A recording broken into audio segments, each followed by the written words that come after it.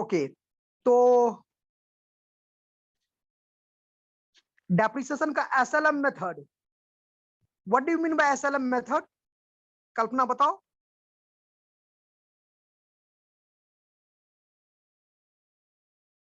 Sir what do you mean by SLM method?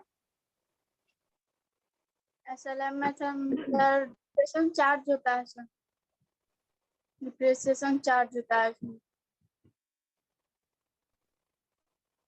Note करवाए, note लिखवाए थे क्या? Yes sir. क्या बताए थे बताओ।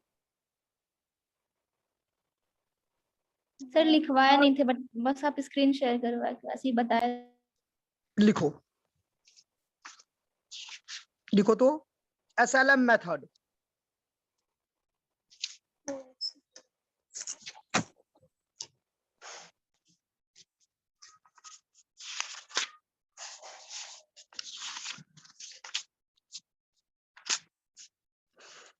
Under the SLM method,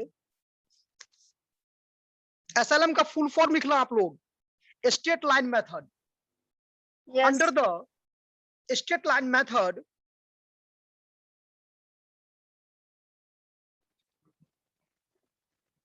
under the straight line method, a fixed and equal amount, a fixed and equal amount in the form of depreciation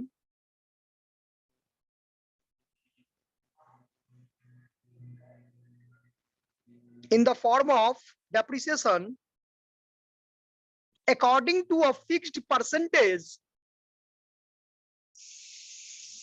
according to a fixed percentage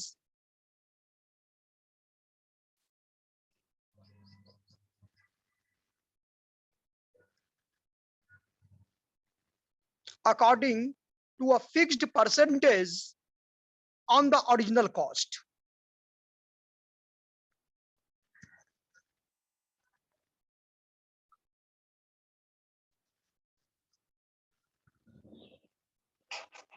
On the original cost.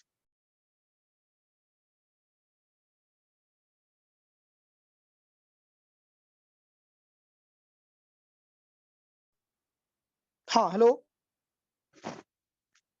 क्या बच्चे लिखे हम लोग? Under the straight line method, a fixed and equal amount in the form of depreciation according to a fixed percentage on the original cost.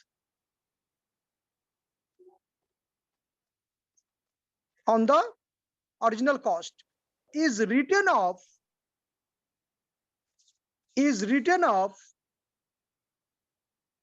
during each accounting period.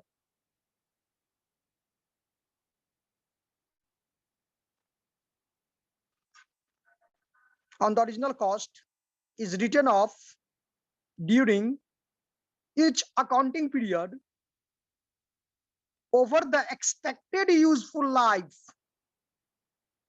over the expected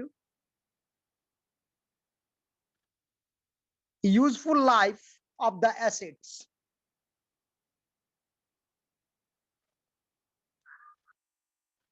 Expected useful life of the assets. कल्पना एक बार repeat करो तो,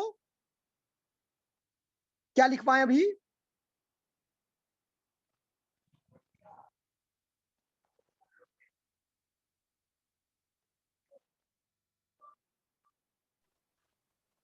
order the straight line method fixed and equal amount in the form of depreciation according to percentage on the original cost. According to a fixed, एक minute, under the straight line method, Fixed and a equal fixed and equal in the form, FORM form, in the form of depreciation according to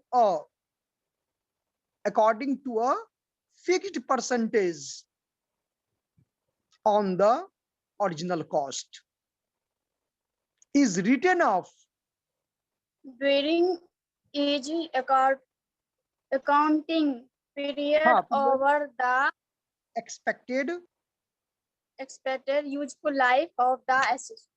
हाँ, अब इसमें देखो क्या समझी इसमें कि कहता है कि इस मेथड के अंतर्गत फिक्स्ड एंड इक्वल अमाउंट मतलब क्या, अस्थाई, और हर एक साल, जैसे मान लो इस साल 10,000 है तो अगले साल भी 10,000 होगा, फिर अगले साल भी 10,000 होगा, फिर अगले साल भी 10,000 होगा। तो क्या हुआ, ईच एंड एवरी ईयर क्या हुआ, इक्वल हुआ ना, फिक्स भी हुआ ना। Yes. और ये जब भी ये चार्ज किया जाएगा वो किस पर, तो ओरिजिनल कॉस्ट। ओरिजिनल कॉस्ट का मतलब यहाँ बच्चे ये होता है कि किसी भी फिक्स्ड एसेट्स को जिस प्राइस पर आप परचेज करोगे उसमें उस से रिलेटेड अगर उसी दिन कोई एक्सपेंसेस करते हैं तो उस एक्सपेंसेस को भी जोड़ देते हैं, उसमें ऐड कर देते हैं और स्क्रैप वैल्यू को माइनस कर देते हैं। तो ओरिजिनल कॉस्ट का मतलब होता है वो कॉस्ट जिस पर हम एसेट्स को परचेज किए और साथ ही उस एसेट्स को अगर वहां से अपने यहां तक लाने में कोई एक्स्ट्रा एक्सपेंसेस करना पड़ा, इंस्टॉलेशन चार्ज करना पड़ा, तो उसको क्या करते हैं, उसमें ऐड कर देते हैं। इस तरह से जोड़ करके जो आएगा उसको हम लोग क्या कहते हैं, ओरिजिनल कॉस्ट। ठीक है, तो इस मेथड में जो डेप्रिसिएशन चार्ज किया जाता है वो एक फिक्स्ड परसेंटेज से ओरिजिनल कॉस्ट पर चार्ज किया जाता है। Is written off, written off का स्पेलिंग बताओ कल्पना, रिटन ऑफ का ओ एफ लिखी हो कि ओ डबल एफ लिखी हो, OFF. हाँ, रिटन ऑफ मतलब उसको अपलिखित किया जाता है, हर एक साल उसको खत्म किया जाता है, उतना अमाउंट से अपने प्रॉफिट में से डिडक्ट किया जाता है। ठीक है, during etch accounting period over the expected useful life of the assets, यानी संपत्ति जब तक जिंदा रहेगा मेरे पास में। अगर मान लो एक मोबाइल हम परचेज किए 10,000 में और मोबाइल का जो लाइफ है वो अगर मान लो 10,000 में परचेज किए, 10 ईयर है, 10 साल है, तो इसका मतलब एक साल में कितना जा रहा है बताओ, 1,000। यस या नो? Yes, sir. तो ये हो गया डेप्रिसिएशन, रिटर्न ऑफ करेंगे। ठीक है, आगे लिखिए, straight SLM method is also known as SLM, straight line method is also known as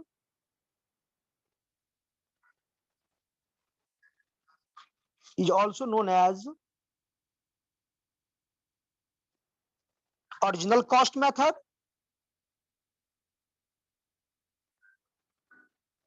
equal installment method, comma करके लिखना सब,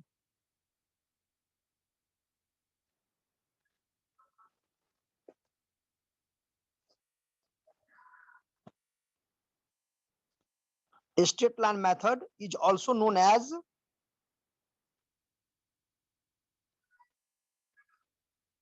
original cost method, equal installment method और fixed installment method।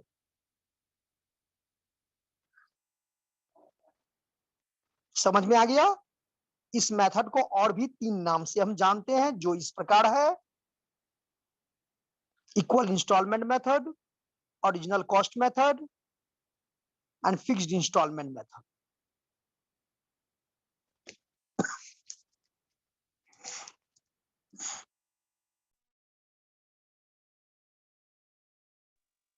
ठीक है, इतना तक नोट कर ली आकांक्षा? Yes sir. नोट कर ली बच्ची इतना तक? Yes sir. ये आ गया समझ में? Yes sir. अब देखो, अब एक क्वेश्चन है मेरा कि how to calculate the rate of depreciation under SLM। एक क्वेश्चन लिखो, how to calculate the rate of depreciation under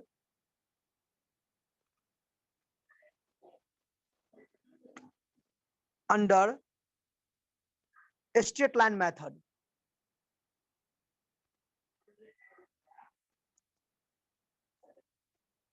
Swarnika, yes sir. हाँ स्टेट का स्पेलिंग बोलो, स्टेट कौन सा स्टेट लिख रही हो? STARIGHT। हाँ वेरी गुड। तो अब ये क्वेश्चन समझ में आया स्वर्णिका, ये जो भी हम क्वेश्चन बोले हैं कि how to calculate the rate of depreciation under SLM, straight line method के अंतर्गत हम डेप्रिसिएशन का अमाउंट कैसे कैलकुलेट करेंगे, सॉरी रेट कैसे कैलकुलेट करेंगे। तो बच्चे मुझे ये बताओ, इसके लिए आपको क्या करना पड़ेगा? पहले तो amount of depreciation, annual depreciation find out करेंगे। यस और जब एनुअल डेप्रिसिएशन हो जाएगा उसके बाद क्या करेंगे? Rate of depreciation find out करेंगे। लिखिए स्टेप फर्स्ट में, फर्स्ट स्टेप हो जाएगा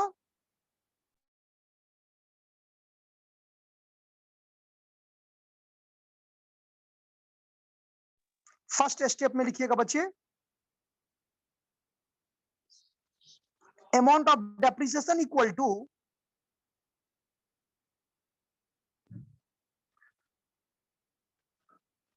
amount of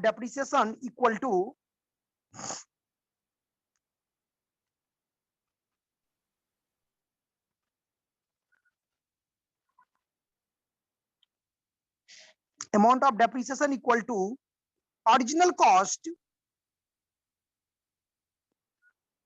less scrap value divided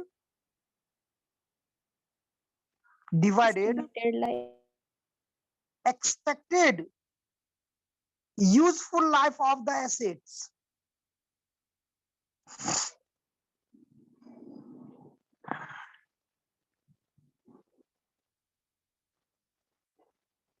Divided expected useful life of the assets.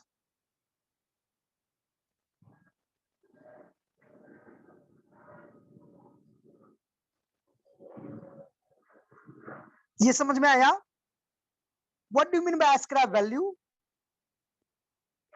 ये जवाब देंगे, रुक जाओ, जिनसे पूछेंगे वही जवाब देंगे।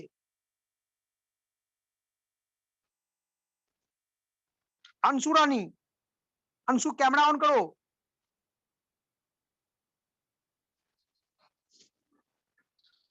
Yes sir. अंशु बताइए, what do you mean by scrap value? Scrap value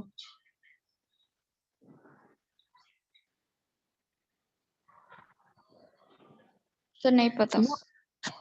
चलिए नोट करके लिखिए, तो NOT note.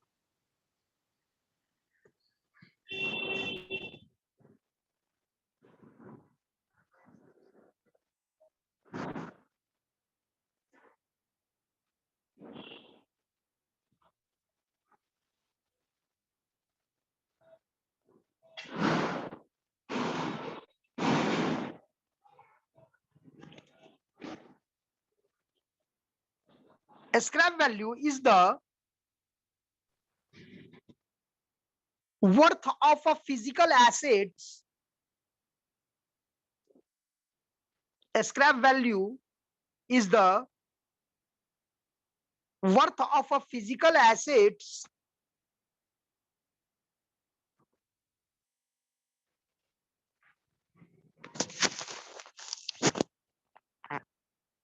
scrap value is the worth of a physical assets individual components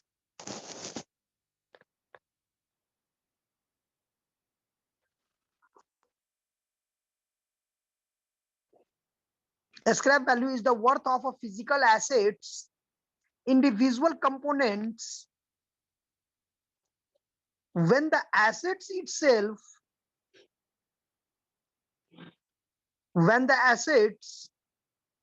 itself is deemed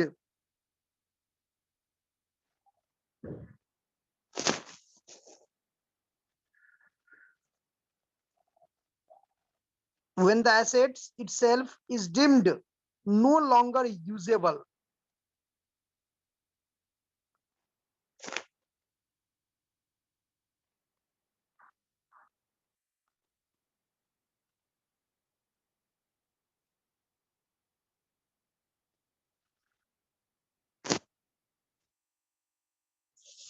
For example,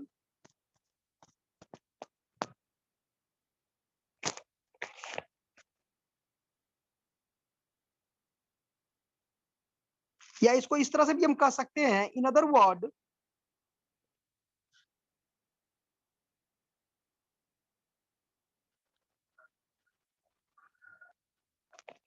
the relatively a small amount of money that the manufacturer receives for the impure aluminum, मतलब जो भी manufacturer है, वो manufacturer जो भी assets purchase करता है, तो उस एसेट्स को यूज करने के बाद जो मतलब नहीं करते, जो कुछ कबाड़ी वाले को बेच देते हैं, नहीं देखते हो। अब एक ट्रैक्टर परचेज किया गया, अब वो ट्रैक्टर परचेज किया गया, तो जब तक वो सर्विस दिया, लेकिन उसके बाद अगर मान लो आप 30 साल 40 साल 50 साल हो गया उस ट्रैक्टर को लिए हुए, 40 साल हो गया, तो लास्ट में क्या करता है, उसको उठा करके ले जाता है ना कबाड़ी वाले जी, उसको बेचता है ना, कुछ Yes, रियलाइज sir. करता है ना। तो स्क्रैप वैल्यू का मतलब वही हुआ, वो वैल्यू जो एसेट्स जब काम करना बंद कर दे, उससे जो उसको रियलाइज हो गया, उस रियलाइजेबल अमाउंट को ही क्या कहते हैं हम लोग, स्क्रैप वैल्यू कहते हैं। Scrap value is also known as, एक लाइन और उसमें लिख लो, scrap value is also known as salvage value,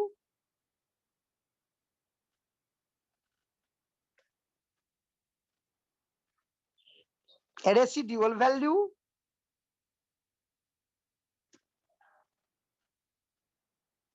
breakup value,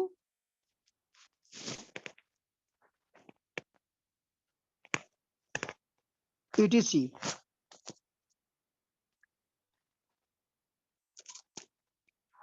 समझ में आया कि स्क्रैप वैल्यू को और भी 3 नाम से जानते हैं। कभी आपको सॉल्वेज वैल्यू लिख देगा, कभी आपको ब्रेकअप वैल्यू लिख देगा, कभी आपको रेसिडुअल वैल्यू लिख देगा। तो जो नाम रहेगा, पर नाम आपको पता रहेगा तब ना अब एड लेस करोगी एसेट्स में से, डेप्रिसिएशन निकालते समय नाम ही नहीं पता रहेगा कि ये क्या नाम आ गया क्वेश्चन में, तो फिर कैसे सॉल्व करोगी। Yes, sir. ठीक है। चलिए आगे लिखिए। तो फर्स्ट स्टेप समझ में आया था, amount of depreciation equal to, क्या फॉर्मूला लिखवाएं बताओ।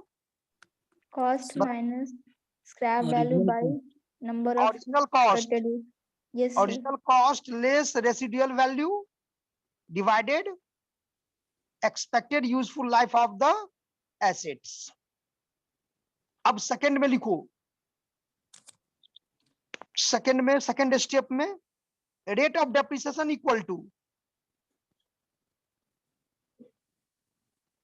Rate of depreciation equal to amount of depreciation divided original cost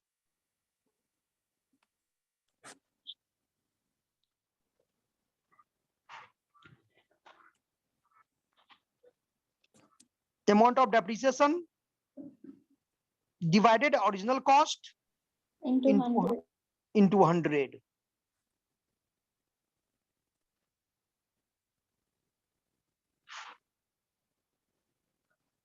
चलिए एक क्वेश्चन स्क्रीन शेयर करते हैं बच्चे, को बनाना है सभी बच्चे को, ठीक है ना। Yes, sir.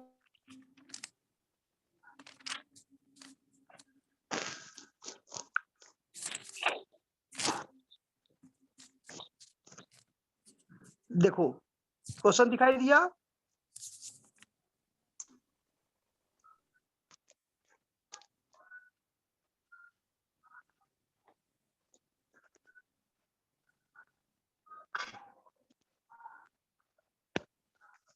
बच्चे सभी को इसको बनाइए, करना कुछ नहीं, सिर्फ एकदम सिंपल समझना है। पहले आपको एनुअल डेप्रिसिएशन निकाल लेना है। तो देखो कितना है, फर्स्ट कंडीशन, एक कंडीशन समझा रहे बच्चे, correct, calculate the rate of depreciation under SLM method in each of the following alternative cases. सभी केस में हम रेट ऑफ डेप्रिसिएशन कैसे फाइंड आउट करेंगे, इसको फाइंड आउट करना है। तो फॉर्मूला क्या बताए हैं, टोटल कॉस्ट ऑफ एसेट्स क्या हो जाएगा, purchase price plus expenses to be capitalised. Yes sir. तो परचेज प्राइस देखो 80,000 है और एक्सपेंसेस कितना किए थे उस पर 20,000, 1 लाख यस हो गया। 1 लाख और 1 लाख में से क्या करेंगे, स्क्रैप वैल्यू माइनस। लेंगे और डिवाइडेड नंबर ऑफ ईयर कितना है 4। एनुअल डेप्रिसिएशन कितना हो जाएगा, 15,000 नहीं आ जाएगा। यस और जब एनुअल डेप्रिसिएशन 15,000 हो जाएगा तो नीचे में देखो थर्ड स्टेप में, फर्स्ट स्टेप में कॉस्ट कैलकुलेट कर लेना है, सेकेंड स्टेप में डेप्रिसिएशन कैलकुलेट कर लेना है, और थर्ड स्टेप में रेट ऑफ डेप्रिसिएशन कैलकुलेट कर देना है। तो 15,000 गुने 100 डिवाइडेड कितना हो जाएगा 15। 1 लाख, यही आपका 15% आ जाएगा। जल्दी से सभी बच्चे इसको बनाइए, ठीक है। Yes sir.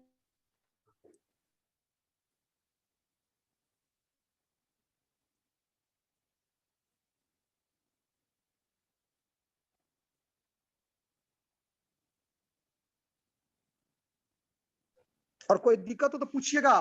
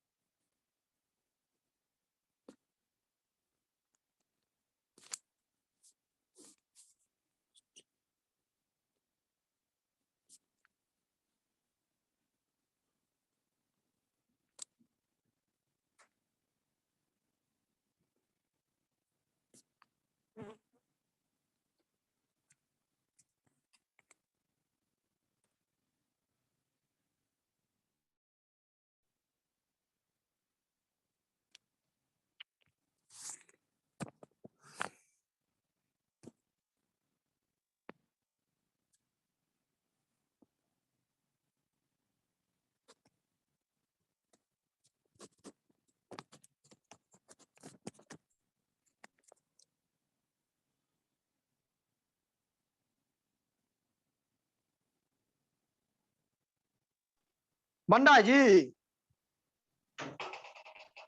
बताओ बच्चे। Yes sir. सही बच्चे प्रैक्टिस करोगे।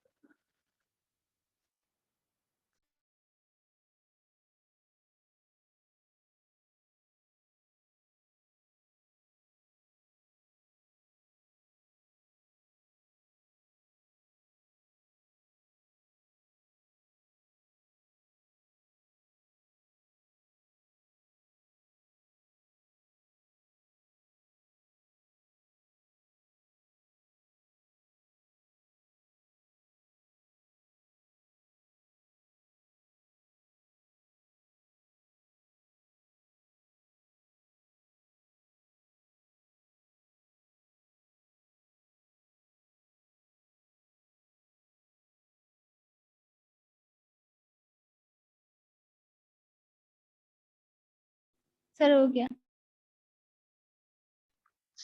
क्या सही बच्चे बना लिए?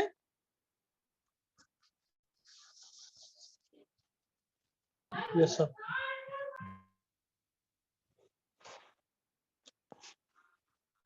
स्वर्णिका,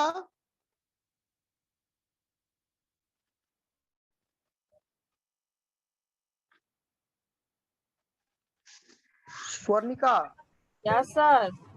बना ली? यस सर, 1 मिनट लास्ट लिख रहे हैं। अच्छा ठीक, हाँ।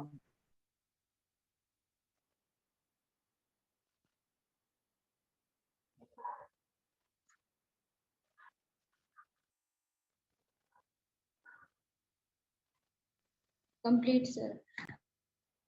ओके, तो क्या इसमें कोई दिक्कत हुआ किसी बच्चे को समझने में कहीं पर भी?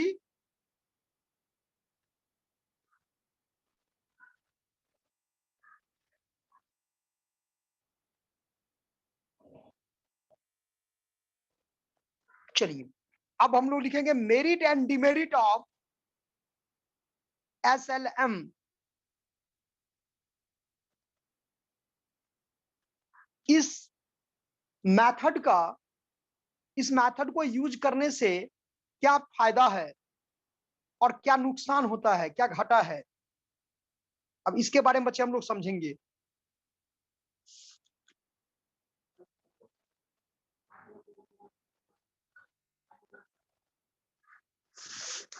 लिखिए,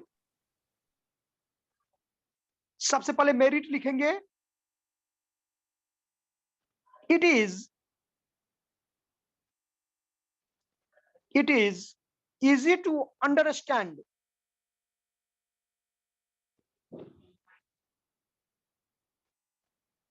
इस मेथड की जो सबसे, इस मेथड को यूज करने से जो सबसे बड़ा फायदा होता है वो ये है कि इसको समझना बहुत आसान है, ये आसानी से समझ में आ जाता है कि चलो भाई, अगर 10% है तो 10% फिक्स्ड है each and every year. Second point लिखिए, it is easy to, it is easy to calculate the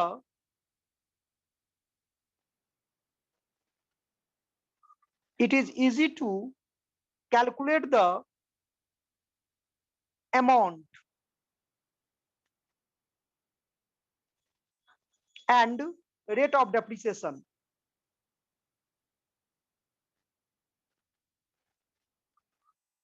It is easy to calculate the amount and the rate of depreciation।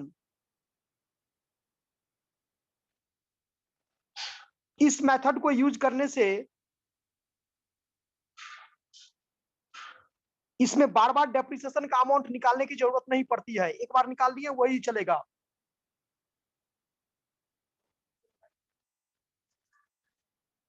बच्चे जहां पॉइंट नहीं समझ में आए तुरंत पूछिएगा। थर्ड पॉइंट लिखिए, सर एक बार फिर से रिपीट कीजिएगा। स्टार्टिंग से। No sir. सेकेंड पॉइंट, हाँ yes sir. it is easy to calculate,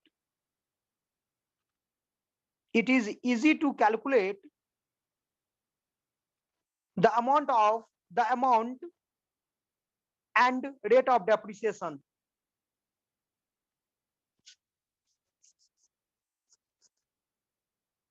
third point लिखिए, अंडर दिस मेथड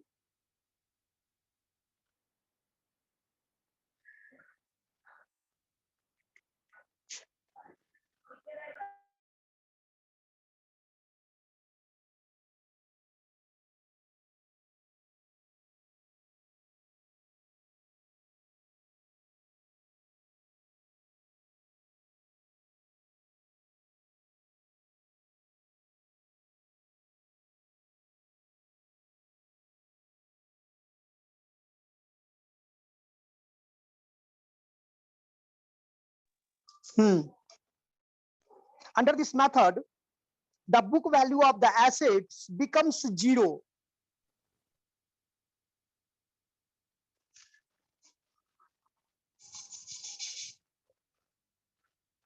इस विधि में जो एसेट्स का बुक वैल्यू होता है वो एक समय के बाद क्या हो जाता है, 0 हो जाता है, और equal to its scrap value, और equal to its scrap value, उस स्क्रैप वैल्यू के बराबर हो जाता है। At the expiry of it's,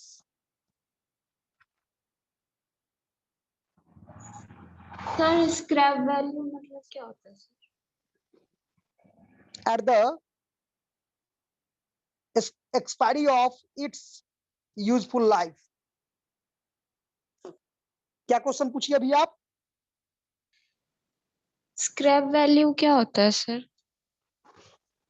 scrap value वो वैल्यू होता है जो किसी एसेट्स को यूज करने के बाद जो मतलब काम करना जब बंद कर देता है वो एसेट्स, तो उसको सेल करके कुछ ना कुछ रियलाइज हो जाता है।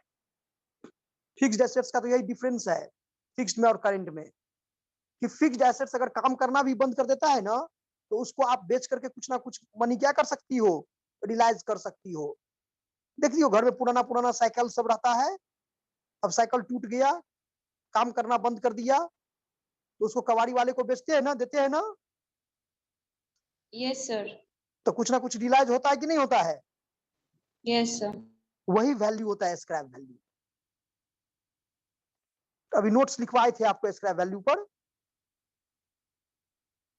बच्चे एक दो बार पढ़ लीजिएगा उसको, ठीक है? समझ में आया कि नहीं? यस सर, आ गया।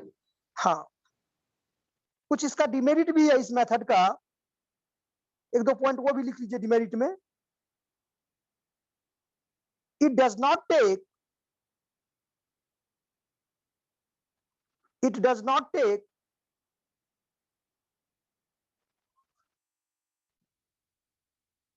it does not take into consideration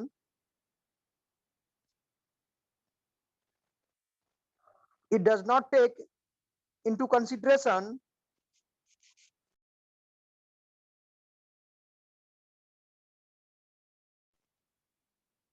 it does not take into consideration the interest on the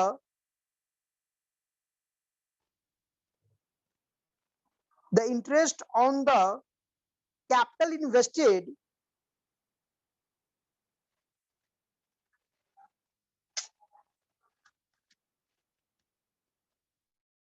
capital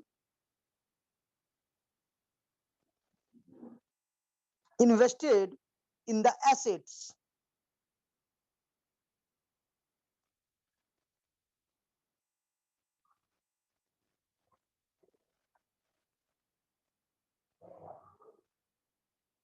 समझ में आया ये point? it does not take into consideration the interest on the capital invested in the assets।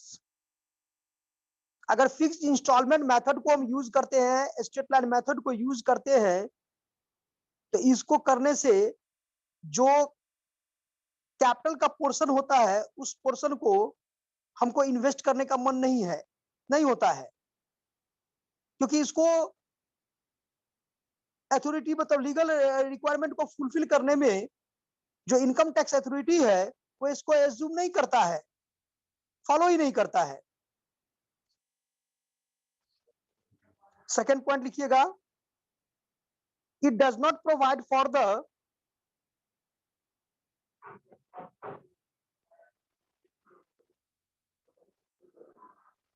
it does not provide for the replacement of the assets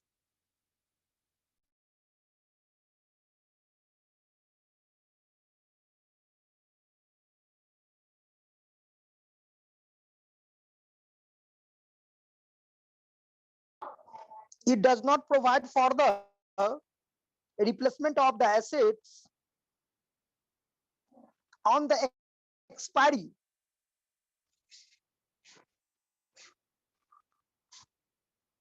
on the expiry of its useful life.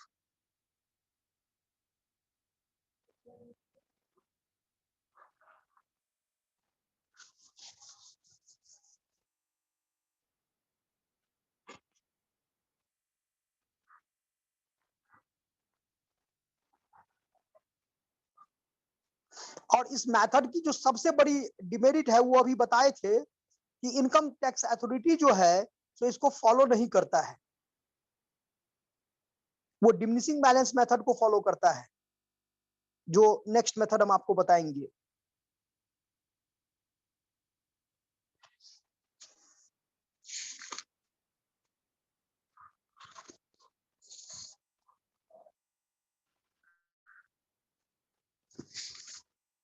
एक जो question बच्चे, फिर हम एक question screen share कर रहे हैं, आप लोग बच्चे इसको बनाओगे अभी।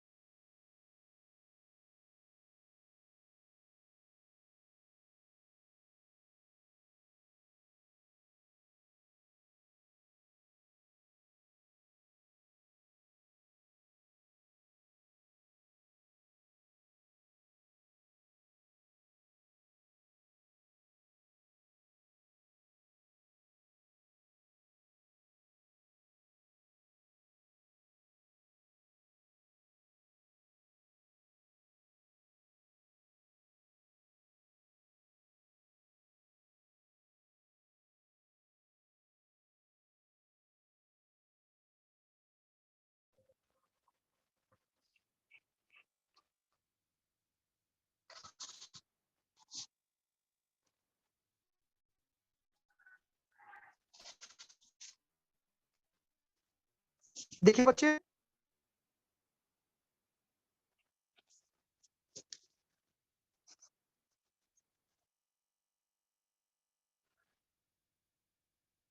देखो याद रखना कि अगर when rate of depreciation is given in the question, तो जब रेट दिया हुआ रहेगा बच्चे और पर एनम के साथ दिया हुआ रहेगा, एक आप लोग को पता है कि सिर्फ अगर आपको लिखा है 12% और आपको लिखा हुआ है 12% per annum, both are different. पता है आप लोगों को कि नहीं पता है? अगर सिंपल लिखा हुआ हो 12%, तो इसका मतलब क्या हुआ कि एक दिन भी अगर एसेट्स को यूज करेंगे तो भी उसका डेप्रिसिएशन पूरे साल का कैलकुलेट होगा। यस और अगर 12% पर एनम लिखा हुआ रहेगा बच्चे, तो जितना दिन उस एसेट्स को यूज करेंगे उतना ही दिन का डेप्रिसिएशन चार्ज करेंगे। फॉर एग्जांपल कि एसेट्स परचेज किए जुलाई में और अकाउंटिंग ईयर क्लोज करते हैं मार्च में, तो बच्चे 9 मंथ का ही कैलकुलेशन होगा डेप्रिसिएशन। यस सर, अगर जुलाई से मार्च तक। हाँ, अगर पर एनम लिखा हुआ रहे तो, और अगर पर एनम वर्ड नहीं लिखा हुआ रहे तो सिंपल अगर 12% लिखा हुआ रहे तो 12/100 कर देंगे। चलिए बच्चे, इस क्वेश्चन को बनाने की कोशिश कीजिए। क्वेश्चन हम समझा दें एक बार फिर से क्या?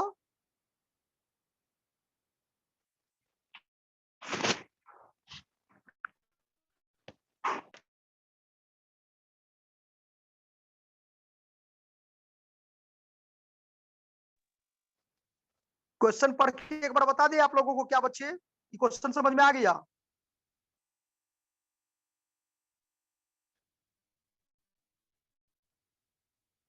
सर आ गया। चलिए सभी बच्चे इसको बनाइए और बना करके मुझे दिखाइए।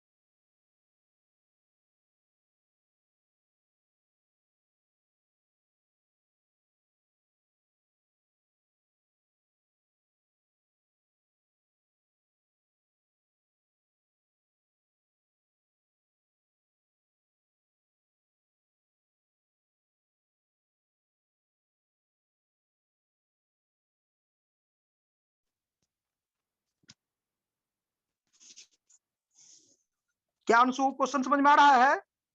अंशु रानी? यस सर, समझ में आ रहा है। Okay okay.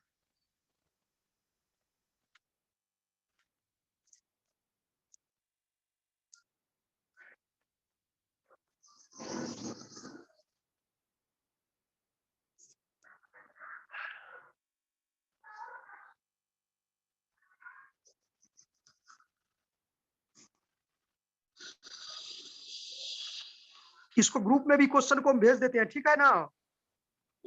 सर हाँ, ये बोल। भी क्या है, ये समझ में नहीं। क्या बोलो? 20x2 20,000 है, 2000। x2 to 2000 है। एक्स वो इंडिकेट करता है जीरो, x2 को, जैसे 20x लिखा हुआ है ना, हाँ तो इसका मतलब वो 2001। यस 2001, 2002। क्वेश्चन में सर। हाँ, क्वेश्चन में ही। जैसे 1 अप्रैल 2001 है, फर्स्ट ए नंबर में, बी नंबर में हो गया 1 जुलाई 2001, सी में हो गया 1 अक्टूबर 2001, और डी में हो गया 1 जनवरी 2002। आ गया समझ गए सर।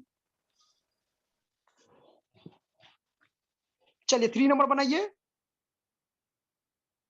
सर 2 बना रहा है सर, पहले 2 बना ले। 3 नंबर का सॉल्यूशन नहीं दिए हैं। सर पहले 2 बनाने दीजिए ना। हाँ, बनाइए बनाइए 2 नंबर पहले।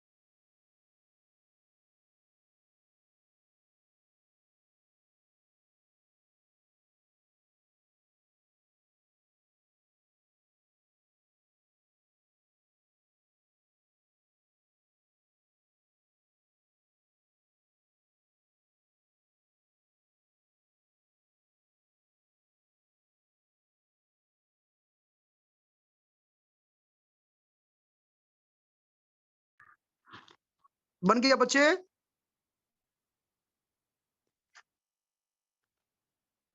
Sir 2 minute.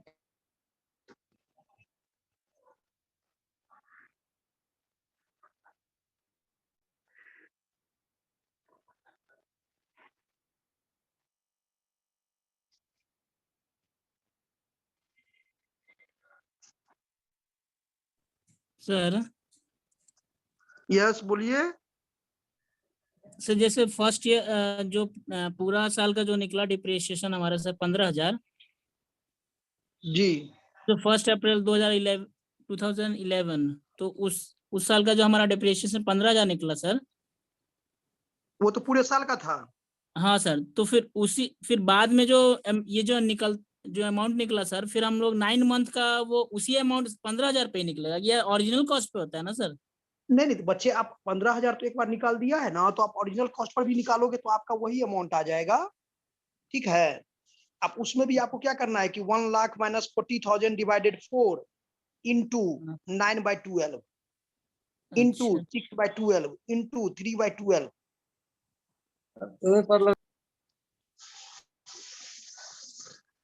सर।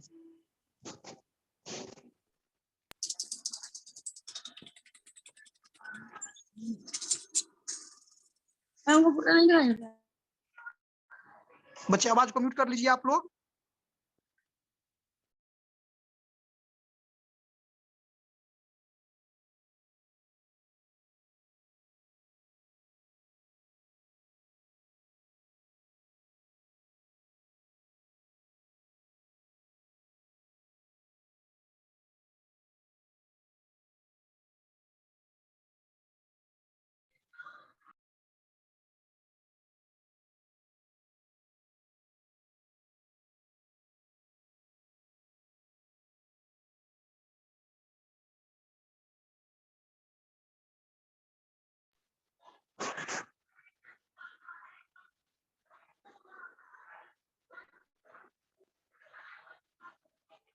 इसी से रिलेटेड आपका नेक्स्ट क्वेश्चन भी है,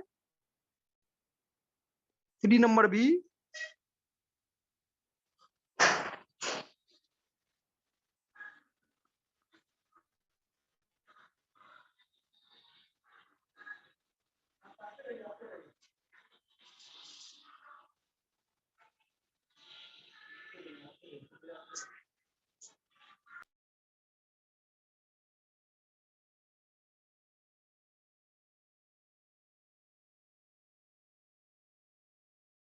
सर ये नंबर का आंसर कितना है? 3 का यस सर। 60,000 60,000। सर 60,000। दूसरा का यस सर। 45,000। हाँ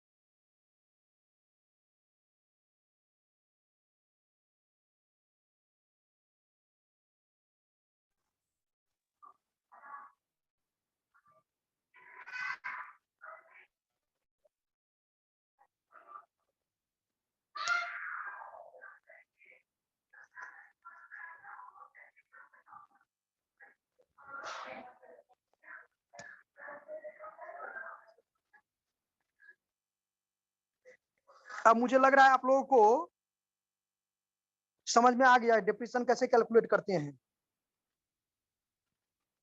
किसी भी बच्चे को किसी तरह का कोई प्रॉब्लम है इसमें कैलकुलेट करने में? Vishwajit, Vishwajit yes sir. बच्चे आप लास्ट में आए हैं, बताइए बताइए सर क्या? आप कैलकुलेट किए हैं? Yes question sir.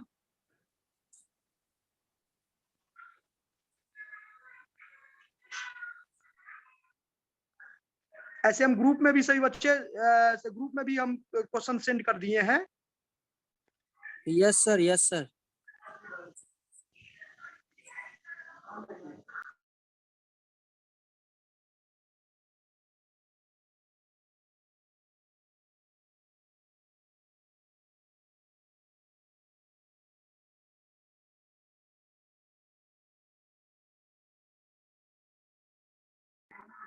क्या लॉन्ग क्वेश्चन आप लोग को बच्चे हम एक समझाएं क्या, इसको नेक्स्ट क्लास में कर दें? नेक्स्ट क्लास में।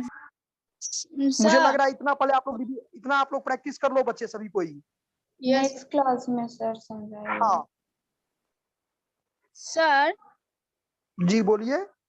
12 मंथ का सर, 12 महीना हुआ तो 12/12 ये ना होगा 1 साल का सर। हाँ तो इसीलिए ना बच्चे 6 लाख का जब हम करेंगे 10% हाँ हाँ। तो 6 लाख का 10% 60,000 हो जाएगा ना। Yes sir. और सेकंड चूंकि 9 मंथ का है, amount of depreciation for 9 month, तो इसको हम लोग कैलकुलेट कैसे करेंगे? 6 lakh into 10% into 9/12। Yes sir. Sir निकलते जाएगा उसका, उसी सा कैलकुलेट होगा सर। हाँ मंथ के हिसाब से, क्योंकि पर एनम लिखा हुआ वर्ड है ना। Yes sir. अभी थोड़ा देर पहले समझाए थे कि पर एनम का मतलब ही होता है कि जितना दिन आप एसेट्स को यूज किए उतना ही दिन का डेप्रिसिएशन कैलकुलेट करोगे। यस। वो सर इक्वल में जो दिया हुआ है वो सर, क्या इक्वल में? जैसे 15,000 है सर, इंटू 9/12 है, इक्वल है ना 11/25। सेकंड नंबर क्वेश्चन आप पूछ रही हो क्या? Yes sir. हाँ तो फर्स्ट का जो है सो उसमें कितना हो जाएगा? कंडीशन नंबर फर्स्ट जो है उसमें तो 1 अप्रैल को परचेज किया और 31 मार्च को क्लोज कर रहा है, इसका हाँ। मतलब 12 मंथ हुआ ना। तो 12/12 हो जाएगा तो वो तो 15,000 होगा ना उसका आंसर। यस। और सेकंड जो जुलाई में था तो जुलाई टू मार्च 9 मंथ हो जाएगा बच्चे, तो 9/12 कर देंगे उसको, 15,000 इंटू 9/12।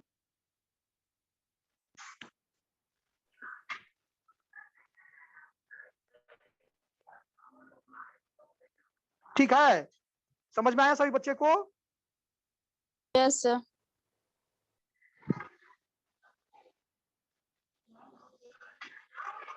क्वेश्चन का आप लोग स्क्रीनशॉट भी ले सकती हैं और ग्रुप में भी हम भेज दिए हैं। यस सर, आ गया, बन गया सर। ठीक।